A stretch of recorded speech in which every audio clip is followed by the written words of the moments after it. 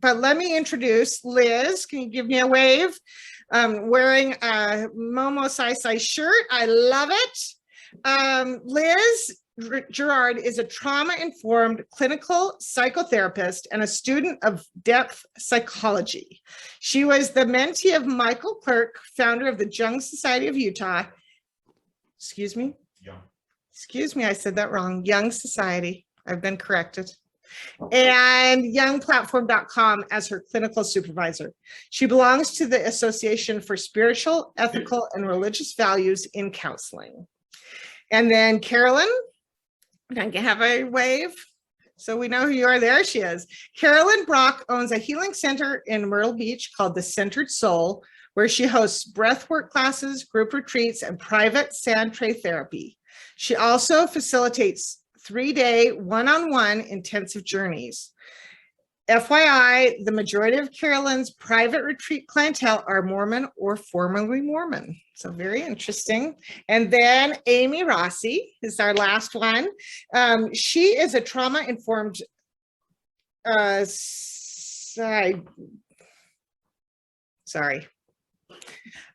she works with plant medicine as a mentor, teacher, and coach. She's the founder of Give, Gather, Grow Collective, an education, training, and mentorship program for practitioners. Oh, I love to hear that. We need more of that. This fall, she's returning to school to earn a PhD in depth psychology and study of entheogenic earth medicines. So we are going to be talking about the Mormon religious trauma and psychedelics. And this, of course, is a main reason many of us are here. And so we're glad to have all of you ladies here. We're going to take you until 12:40 Utah time, and then we'll take questions at that point, and we'll end at 10 till. Okay, I'm going to leave it up to you. Thank you. We decided that I would begin, and first, since this segment is called it's religious trauma and psychedelics. We wanted to talk a little bit about what trauma is and how we define trauma.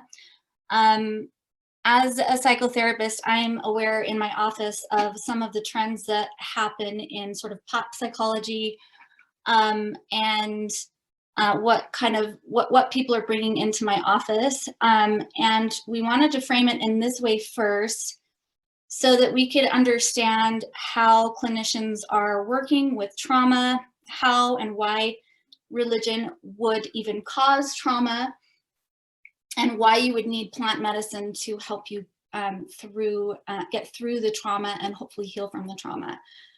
So I wanted to share my screen with everybody so that I can share a little video. Is that good practice? I'm assuming. Okay, let's see. Maybe I can't do it. It says host disabled attendee screen sharing. No? All right. Yeah, we've had that problem before. We thought we fixed it. I could hand you over the link and you could share it. Oh, no, you're now the host, which allows you to do that. And then if you'll just make Spencer the host again. Unless any of you are if you're all gonna share screens, make each other hosts and then make us the host at the end. Thank you. Okay, I'm going to share a small, like, 1.5-minute clip from Dr. Gabor Mate. He's someone who is a real specialist in trauma and how to heal from trauma, but he gives a great definition, so we don't have to rely on mine. Probably have to go back up here because Trauma is not what happens to you, it's what happens inside you. That's a good thing, by the way, because if trauma, in terms of what happened to me as a Jewish infant under the Nazis, if that was the trauma, I'll never be a person who wasn't a Jewish infant under the Nazis and during that period of genocide. If trauma is the fact that you were abused as a child, you will never be a person who wasn't abused as a child. Trauma can also be inflicted not by what happens to you, but what doesn't happen that should happen. so that when your needs aren't met, that can wound as well. Even though you weren't overtly hurt, you were still wounded by not having your essential human needs met. But if that was the trauma of what happened to you, guess what? It'll never unhappen. But if trauma is what happened inside you, the wound that you sustained, the meaning you made of it, the way you then came to believe certain things about yourself or the world or other people. And if trauma was that disconnection from the authentic self, well, guess what? Good news. That can be restored at any moment. So that's why, Sharon, when you talk about the new view of trauma, when we see it as that wound, as long as we see it that way, it's a wound that can be healed. If we see it as a bunch of things that happened, that'll never unhappen. But we don't have to, the biggest lesson for me, and one I continue to have to learn, is that we don't have to allow it to define our lives, how we see ourselves, how we see the world, how we relate to the world, other people, how we relate to possibility, how we relate to even spiritual transformation.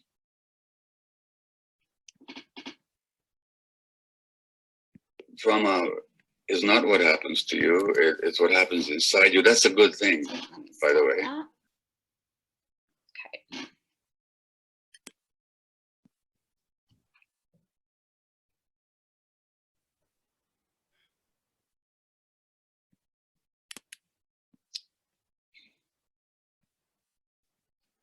Okay.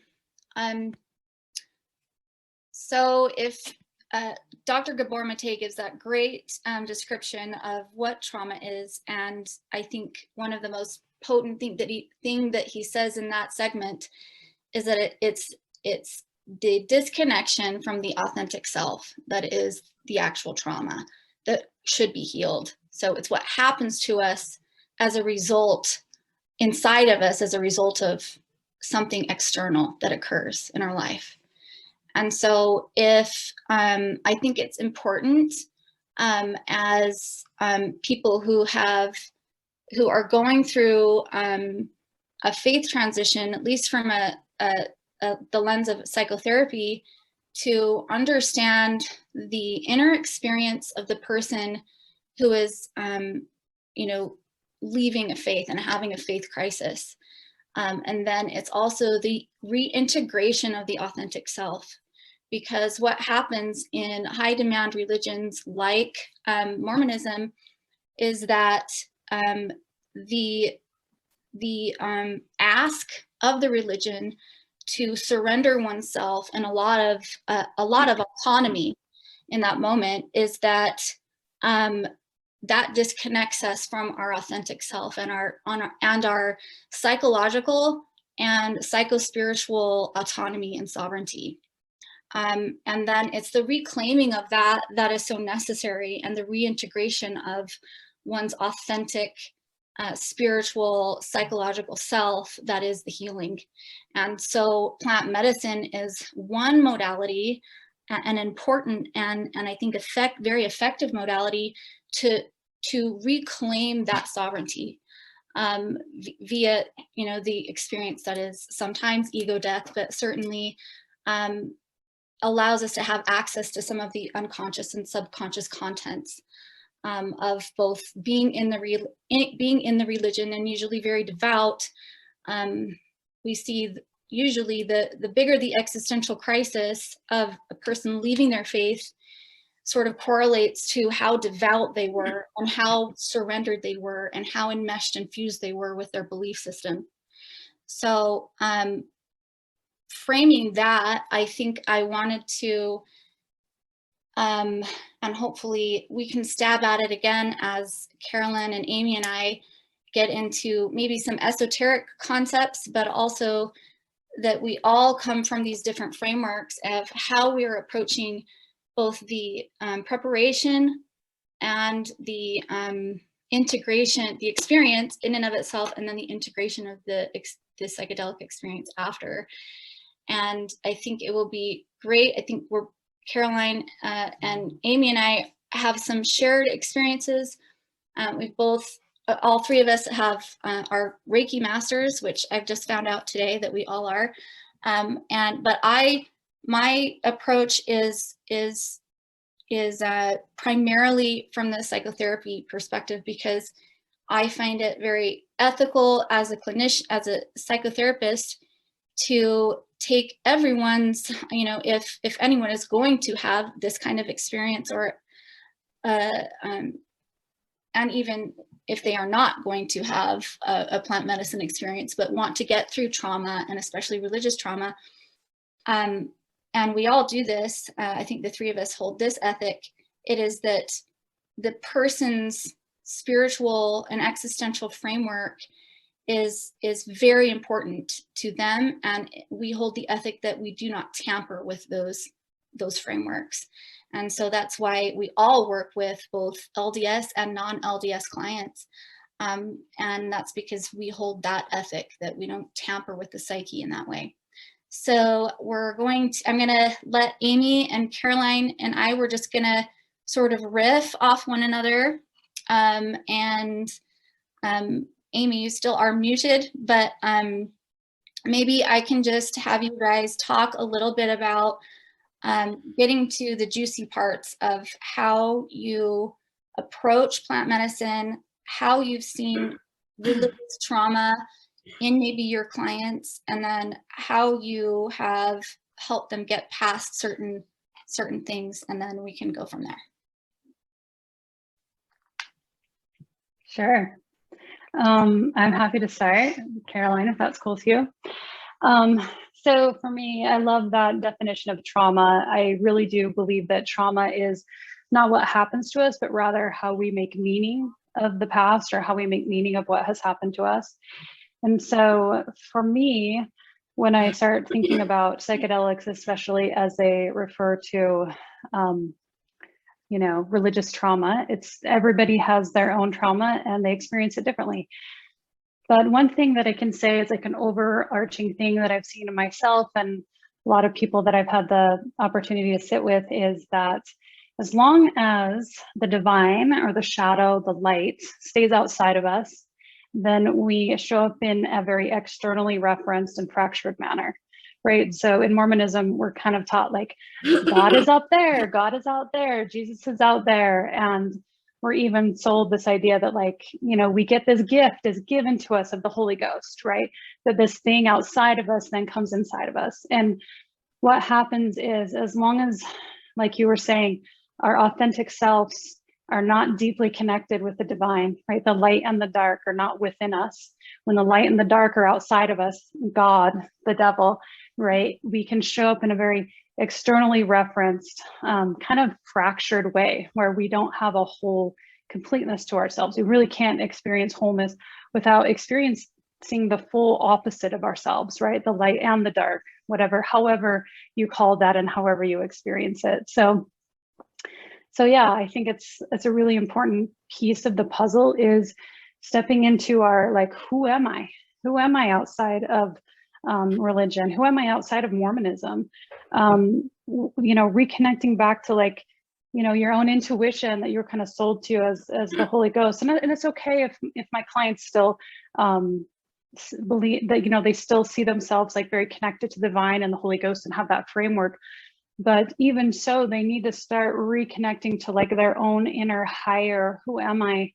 What is this light within me that is also within the tree and in this beautiful plant on my desk, and how we're all deeply connected. And I really see the healing start to happen when people start to see themselves as nature. They start to see themselves as no different than the mushrooms. And, I've come to this beautiful realization, as a yoga teacher, that the 8-limb and the 8-limb path is union with the divine, or samadhi. And I've come to understand that that's union with union. It's really the divine is sacred, divine union is divine, right? So it's about coming back in union with our own selves, our own authentic selves, as Liz said at the first. So with that, I'll pause and go ahead, Caroline. I love that. I'm just preach, sister. No, that's beautiful. I think I love your piece on nature and about the framework of understanding, that we as humans may not be the main characters of the story. We're one of many characters and energies. And part of my job is to help people kind of reframe even the taking of any substance Are we taking or are we receiving? Is there a giving and a receiving? Are we coming into a relationship, or are we looking at this as another late stage capitalism type, you know, I'm going to go do this to feel differently. I'm going to go take this like I would go to Costco and take something off a shelf. Really kind of drawing back and entering into this space with a different sense is I think foundational. But I think for me, going back to trauma and the definition of trauma is also, I think it is it occurs when we lack the embodied presence to fully metabolize the energy in any given moment, right? As we find our ground of being and as we learn to embody this, things can come into our field, people can come into our field, situations can come into our field that would normally create trauma, and yet we sit at a different dilation of our soul, and we're able to metabolize those energies as they're coming in, right? And this isn't taught in Western society. It's certainly not taught in Mormonism. And I really love what you say, Amy, about inspiration. I think a lot of times when people leave the religion, Mormonism has co-opted this understanding of innate wisdom, innate knowingness. They co-opted it and called it the spirit, right? And so with that, they put qualifiers on it, that you have to jump through hoops. You have to be worthy. You have to be. And I see that hobbling the soul. I see that poisoning the soul. I see that hindering the soul, because then it's like we're never enough. We've just got to be more worthy in order to receive that. And then what happens when you leave the church, and then do you have access to that? So just in terms of the framework here, I really love the way the Center for Integral Wisdom in Mark Gaffney frames any crisis is a crisis of intimacy. And so when you, and I love this understanding that we see in a lot of these thinkers, where they're taking internal processes and they're putting equational factors to them. So intimacy is defined as shared identity in the context of others. It's defined as shared purpose, mutuality of recognition, mutuality of value, and shared pathos or a felt sense. So you can see Mormonism is a framework where we find a shared identity, where we find our value, where we recognize the world around us and recognize our place in it, where we have qualifiers on how we can feel our body, what is appropriate to feel in our body and what is not, and purpose, right? Identity and purpose. So when we leave a religion, that matrix of intimacy that's artificial in many ways is taken away. And we have to begin to, and this is what I love about plant medicine and other somatic things. There's a lot of different, these are all access doors to the soul. And so you can open them and then, we open them and just allow the person to walk through that sacred threshold, right? But you're cobbling together, you're reclaiming from the ground of your being a new identity, a new intimacy with self, a new purpose, new felt sense of what it's like to be a human on this planet, right? And then you begin from that place, you begin to create intimacy with maybe your spouse, intimacy with your family of origin, right? So I think it really comes down to feeling that intimacy, all those pieces, the identity, the value, the felt sense, the purpose, all of those being ripped away. And now it's this opportunity to reach deeper, right? Mm-hmm. And with that, I'm going to let you guys keep going. Right. I think I like, and we all recognized, I think in our first conversations, that we come from we have different lexicons in the way that we describe both our experience as clinicians and facilitators, and the way that we describe how we relate to our clients and how they might experience both their differentness as they are in their spirituality and in their reclaiming or owning of their authentic selves. One thing that I thought was interesting when I got asked to moderate this segment was Steve Urquhart reached out to me I had written a piece on psychedelics and religious trauma, and had interviewed Mike, who is the founder of Mormons on Mushrooms, and for a piece I was writing for Psychable, which is a platform that aligns clinicians or facilitators with people who want to experience plant medicine. And in my research, I came across a peer-reviewed study that researcher Michael Brooks published, called The Disenchanted Self, Anthropological Notes on Existential Distress and Ontological Insecurity Among Ex-Mormons in Utah. Huge title, but it comes from this perspective of the, as a psychotherapist, like the inner experience is called the phenomenological experience of the person. And so he describes in his work the psycho-existential trauma of Mormons, specifically in ex-Mormons, and the narrative of their world collapse that occurs because it is so all-encompassing of their psyche and of their spirituality, and that this like symbolic existential framework of their reality was wholly provided by their religion. And that's, whenever, I have a client that comes to me and they are working on faith transition, I say, the thing about Mormonism is that their whole spiritual framework was templated for them and handed to them. And even though there is this one part, you're welcome to have your own, spiritual experience and your own revelation, it never trumps what, headquarters says. And so that's very confusing. And from my perspective as a psychotherapist, that's what happens to people where the person is putting someone in a double bind, where they're saying on the one hand, you can do this, but on the other hand, don't. And that causes all sorts of psychosomatic issues within the person. And so for me, if I'm to hold space for plant medicine, it is for me, I know the two of you are very much hands-on, very experiential, and mine's more of a harm reduction sort of approach. Because of my profession and where I stand, I have to be very, very just not part of it. But I really respect the way that the two of you, have spoken about how, like, your very specific experiences that you've had with clients that I really want to learn from, because mine comes from this very, this framework of psychology. Yeah, I'm happy to speak to that for a minute.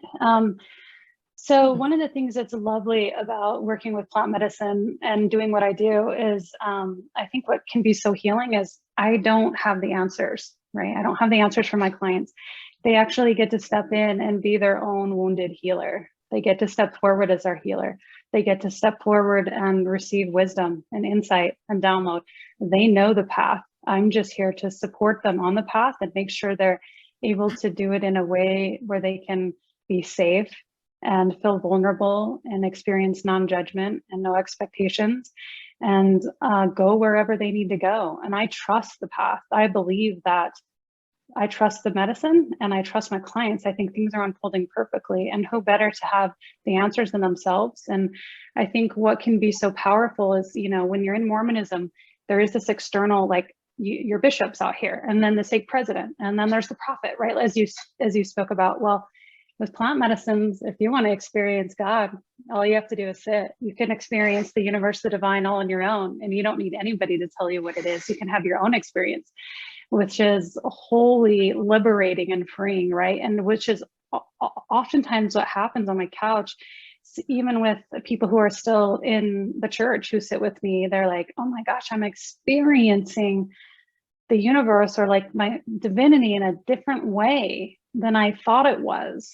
And I'm like, that's wonderful. How do you feel about that? How, you know, and in one hand, it's like, wow, I'm not sure what to make of it. And I'm like, you don't have to make sense of it right now, you know? So that is what's so powerful about these medicines is there's no one in between, not even me. I'm not even between them. I'm just here to hold support and hold space and see what comes up. So yeah, I love exactly what you said. There's nobody between you and the universe when you're sitting with the plants. It's just you and them. So yeah.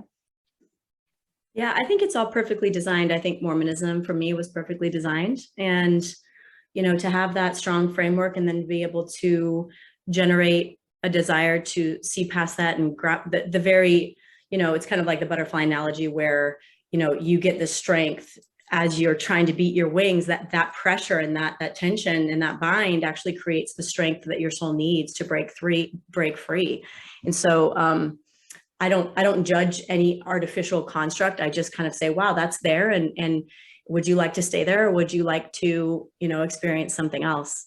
And I love what Amy said about definitely using the way someone already frames their reality and frames. I was just doing this with someone, a Mormon this morning, actually, about 3 hours ago, using scriptures and using the way they're framing, you know, the Spirit's trying to show you the truth of all things, or planting the seed in your heart. All of these beautiful phrases we can extract out of Mormonism and use them to help them deepen their understanding of this beautiful soul process that isn't owned by anyone. And so I too definitely, like with the things that I do, I was just saying this a couple hours ago again, that you are the most powerful healer in your universe. And all the things that I do, be it sand tray therapy that then leads into breath work where we metabolize these energies that then might lead into sitting in sacred ceremony that then might lead into some other body work and some coaching, any of the things that we layer, it's all with this framework of going within. How does that feel when an emotion is triggered? Do we constrict and judge, or do we open and we say thank you? And that's something like with the medicine, whatever the medicine is showing us, is it a feeling? Is it an experience? Can I open and receive and say thank you and open and dilate my capacity to just receive what is wanting to be seen, felt, and known? Or do I constrict, right? Like I have experienced many times where when something is shown to someone, they'll literally start swearing and say, I thought I dealt with this. I thought I did. And it's this idea that whatever is coming up out of the psyche is beautiful and it's perfectly designed, right? It's not a linear path. I think a lot of people, they think that progression is linear because we think from left to right and we see time as linear. And so one of the things we do, like in my 3-day journeys, we go out into this beautiful old plantation, we walk this labyrinth, and we talk about the soul's journey is a labyrinth path. You know, you're walking and then you're dropping things along the way. What doesn't serve you? What energies don't serve you? What beliefs are no longer serving you? And drop that, and then you move tighter into a dilation of your soul where you can see things differently, right? So yeah. I really like that, Caroline. I think we've all expressed this passion of like you said, using like the framework, the spiritual framework, as a way to pierce through the psyche of the person that you're working with, or the soul, because they're the same, right? They come from the same like root, psyche and soul. So I think I've been able to utilize my knowledge of my former spiritual framework to work with my LDS clients and to find this common ground. Because if, you know, the separation of, you know, the authentic self is trauma within us, the separation, the illusion of the separation of other is also traumatic. Right? So when we leave a framework and we come into a new framework, it's this illusion that we are separated from one another that is also very traumatic. And we're even separated by language, right? You can hear it in the way that we're talking. We're all Reiki masters, so we all kind of understand this other esoteric realm, but you know, I'm coming at it from this perspective, and sometimes it can feel alienating, right? And that alienation from self and alienation from other is if we don't understand how unified we truly are, you know, that isolation is further exacerbating that trauma. Yeah, I agree with that. I think something that is in my particular medicine, as I do, you know, with this Jungian-based approach, is I do a lot of shadow work with people, and it's really important. Some people kind of get nervous when I say shadow work, like, what does that mean? And essentially, it's the part of us that we haven't yet met, the part of ourselves we haven't yet met. It can also be trauma. It can also be our blind spots. But, you know, psychology is about seeing. It's about seeing, right? It's about seeing what all parts of ourselves. And, you know, Jung says, you know, we don't need to convince people that there's light. We need to teach them how to see. And so part of the work that I do, like you're saying, is coming together is, I believe that we each have our own unique, powerful medicine that is within us, that lies within what I call our holiest of holies, right? Deep within our psyche and our shadow is our own unique medicine. Like the mushrooms have their medicine, and grandmother Aya has hers. And we each have our own unique medicine that the world desperately needs, that the world needs. And so the only way to access that is by going down and in, right, into those places. So I feel like almost what I'm doing, sometimes I'm like the shadow Sherpa. I'm like, come, let's see what we can see. Let's see what we find. Let's see what's discoverable within us. And so I think in that space, when you come together where the darkness meets the light, it's like this magic can happen. And sometimes it's not all rainbows and unicorns and butterflies. It's oftentimes painful and heart-wrenching, and but also deep medicine within those wounds. Those wounds have wisdom, and I'm here for that. I'm here for that. Those are the best, most yummiest places, right? We talked about this before, like Leviticus 23, when it says, like, what does it mean to come before God? To come before God is actually translated as to be on the inside of God's face. And then the most beautiful way when you're doing this with people, you actually get to be on the inside of God's face and look out and see people as they drop their masks. And not met one person that I haven't just absolutely fallen in love with. Once I can get into the very deepest parts of them and just scoop them up and just hold them as they go and rescue those pieces of themselves, right?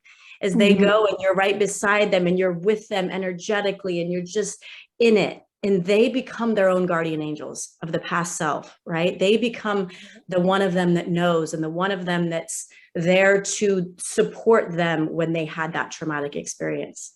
So as they go, and this is something that I've experienced many times myself, is as I dilate my capacity to love my past selves, my shadow self, my future self has more capacity I have access more to my future self, to receive that love, to receive that guidance. So it's like this, when Christ says, like, whatever measure you meet will be meted unto you. It's that concept that when we keep pieces of ourselves in the dark, and we keep pieces of ourselves, like you say, Amy, fractured, then we're essentially damning that piece of ourselves. And when I say damning, I mean limiting that energy to progress. We're cordoning it off, and we're putting it in outer darkness. And then we're expecting, we just want to go to heaven. We just want to feel differently.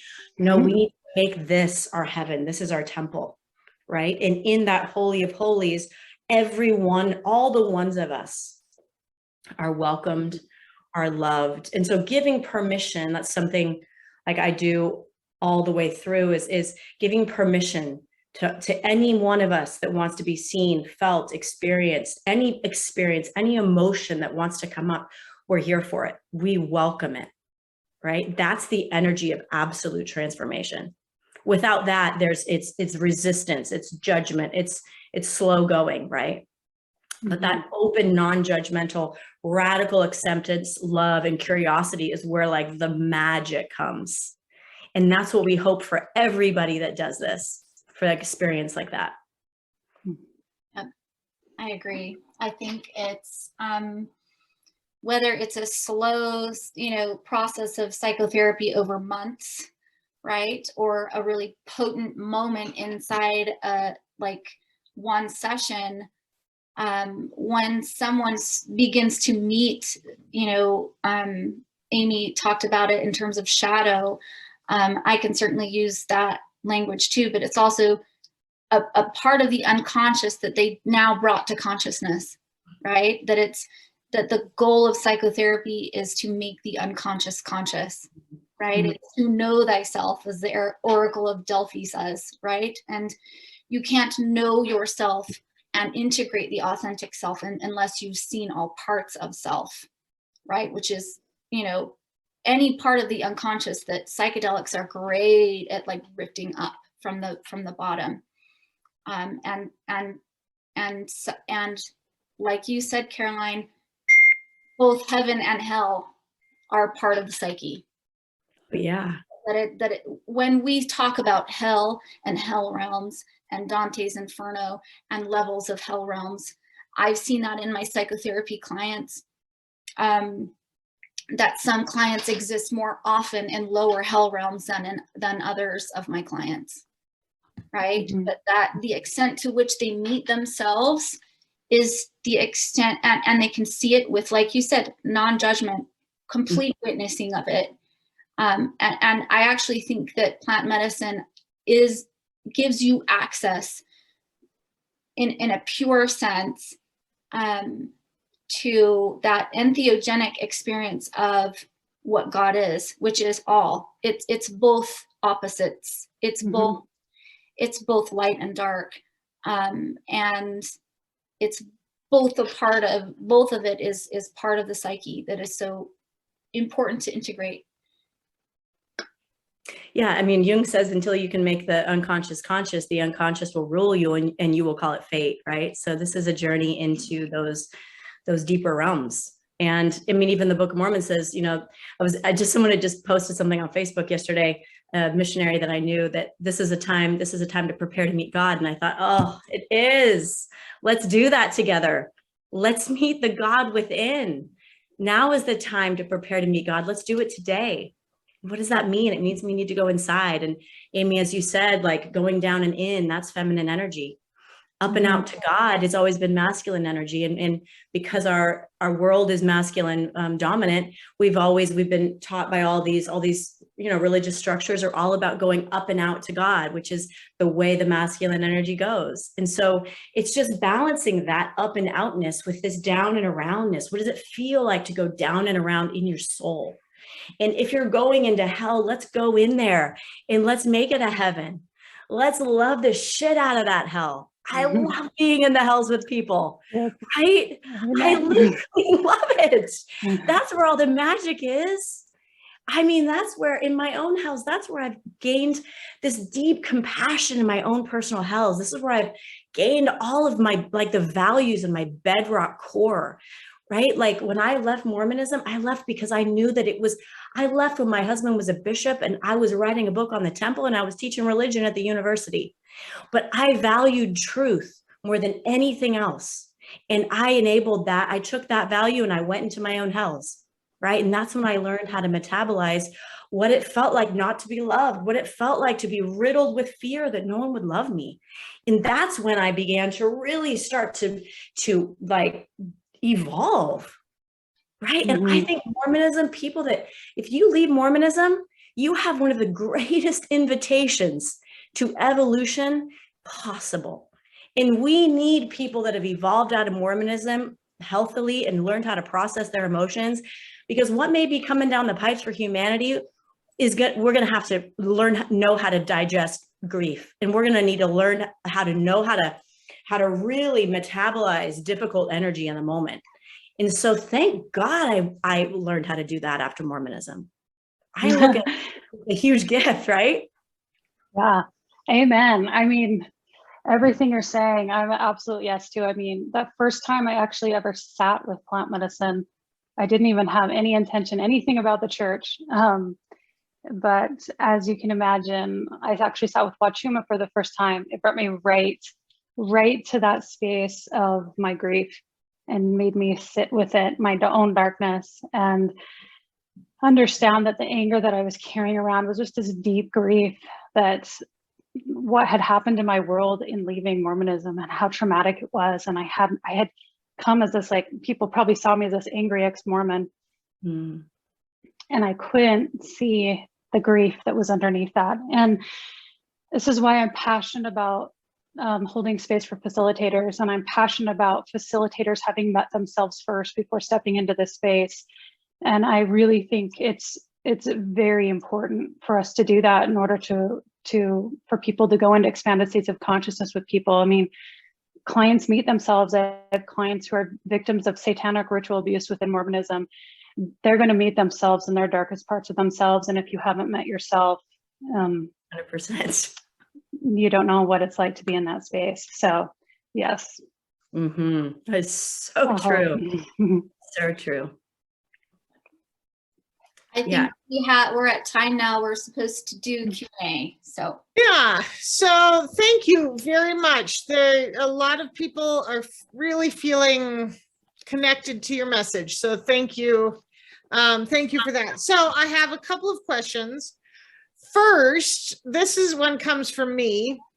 I was in a conversation recently where somebody was just dismissing. I said something about, I don't tell everybody all my traumas, but I do say it like this. I'll say I have religious trauma, some childhood trauma, some marital trauma.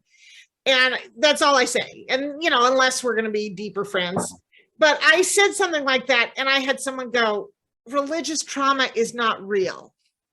So my first question is religious trauma real? I think experientially it's certainly real. Who gets, we're not in the trauma Olympics, who gets to decide who has had the most trauma? I think that there's good peer-reviewed research. There's a syndrome called religious trauma syndrome.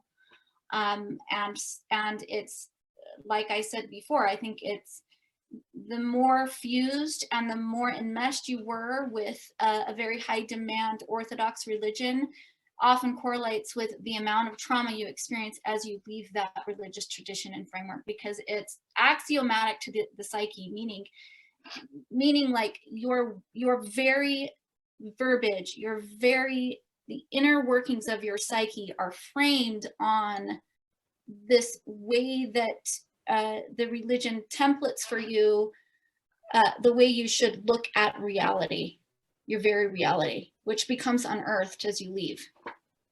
And I think in addition to that, from a really deep place in our DNA, it used to be that hundreds of years ago, if you left your tribe, you died.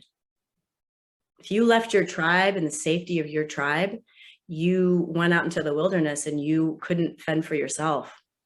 And so there is a really deep DNA, fear. What happens when I leave my tribe? What happens when no one in my family speaks to me? What happens when I lose esteem from everyone I know? How do I metabolize that if I don't have any tools? And I've always gone up there and out there with my mind. You can't solve the problems you can't do this through the mind alone, right? And if we don't have the tools and we don't have the bandwidth, of course it's going to end up in our bodies. Of course, all that energy is going to be just stagnant and stuck. And of course, our nervous system is going to get dysregulated every time we see it, especially if we're in Utah.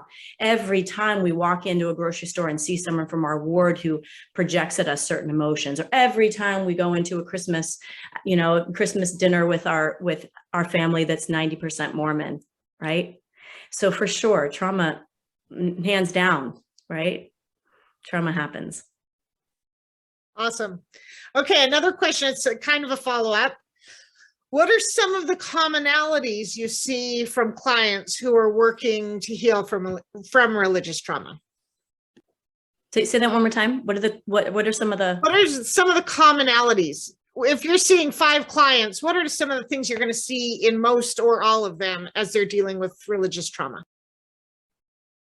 Yeah, I'll happy to jump off. I feel like they all have a a sense of, I talk a lot about externally referenced versus internally referenced. It's a conversation I have in every session. I also, in merging that is like conscious creator discussions. I have a lot of victim energy. There's a lot of like, I'm the victim of Mormonism, which, listen, I was the biggest victim, right? Like I get it. And as long as we're separate from the religion, and then we stay in the victim separateness. So there's a lot of coming back into being full ownership of our darkness and our light and all of our choices. And part of that coming to our medicine is actually seeing that the darkness brings us to our light. So yeah. I love that, Amy. I think owning that there was a part of us, either conscious or unconscious, that gave over and surrendered over too much power, right? That is, you know, that taking back that ownership. And there's a grief process, you know, part of that process is anger and rage, right? And it's justified, but sometimes people stay there, they hook in there, and they can't reintegrate their experience and understand there's a codependent energy, you know, it is a victim consciousness energy. And in order to come out and transcend victim consciousness, we have to understand our part in it, right? That is with relationships, that is with a relationship where it's hierarchical in nature, and we're handing over our power to them. But I also think gender goes along with that, gender issues, sex, you know, gender role issues, sex and sexuality, sexual intimacy, embodiment of sexual energy, sexual freedom, and sexual shame. Thank you for that. So we have 2 minutes left. I want to give each of you a minute just to give any final thoughts or any final message that you would like to share with the group.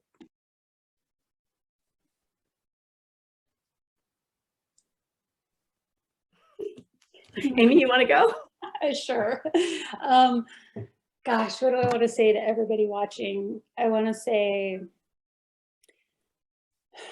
that this pathway out of Mormonism is not for the faint of heart, and it's a road that takes a lot of heart and expansion and presence and love, and also anger and pain and frustration and loneliness. And wherever you are in this path, if you've been out 10 years or you've been out, you left yesterday, then that you belong, that you matter, that there is purpose in things unfolding exactly as they are. And if you need help or support, there are people out there that have done the work, that are here with open arms, ready to help you. So yeah, that's what I will say. I love that. I don't know if I can say anything more to that, except for I've been out of the church for 10 years, and it's been the best, most amazing 10 years of my life. And I couldn't have done what I couldn't have offered the medicine of that I am uniquely here to offer as a unique agent of evolutionary consciousness without leaving my tribe. And it was only in the wilderness, when I left the Garden of Eden and went out into my own wilderness of my own soul, that I really learned what it was like to be me, without the trappings of all the other identities and narratives that were placed upon me. And I think, you know, there are, like I said before, there are many access doors into the soul. There's shamanic drumming, there's breath work, there's sand therapy, there's tantra, there's a whole host of things and novel ways to step in more into yourself. And I just would encourage everyone who feels the desire to cultivate that desire and start to try, you know, things that feel nourishing and feel like the next step, because everyone's journey is so supported and so perfectly designed. And I really trust that. I'll just take a second, just really grateful. One thing that I think maybe not all of us, but maybe most of us can say that we had spiritual experiences within the faith. And we certainly were and are a people, and our ancestors are people who were great at building community. And so just grateful to have found this community, and for getting to know my sisters in Zion, Caroline and Amy better. And thanks for the opportunity Divine Assembly and Mormons on Mushrooms to allow us to moderate this. Yes, thank you. I love that. Thank you so much. Everything you were saying, I was like, oh, I want to talk about that and that and that. There's so much, so many wonderful nuggets in this that I'm sure it's going to take us all days and weeks and months and even years to unpack it. But thank you for helping us many of us start on that journey. And of course, many of us are already in the thick of it. But this was a really great panel. Thank you so much.